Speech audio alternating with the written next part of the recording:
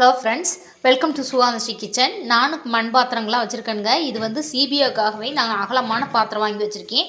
இது பார்த்திங்கன்னா சக்கரை பொங்கல், வெண்பொங்கல், வெரைட்டி ரைஸ்க்கெலாம் இந்த பாத்திரம் யூஸ் பண்ணிக்குவீங்க. செம டேஸ்ட்டாக இருக்கும், நல்ல கனமாக இருக்கும், ஒட்டவும் ஒட்டாது.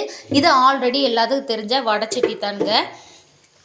இது பார்த்துட்டிங்கன்னா டிஃப்ரெண்ட்டாக இருக்கும். ரசத்துக்காகவே இந்த பாத்திரம் நான் வச்சுருக்கேன். இது குழம்புலாம் கொஞ்சமாக இருந்தால் சுண்ட வைக்கிறதுக்காக வாங்கி வச்சுருக்கேன். இது பார்க்கவே ரொம்ப வித்தியாசமான பாத்திரமாக இருக்கும். இது என்னன்னு பார்த்தீங்கன்னா நான் புளிக்குழம்பு வைக்கிறதுக்காக யூஸ் பண்ணிக்குவேன்.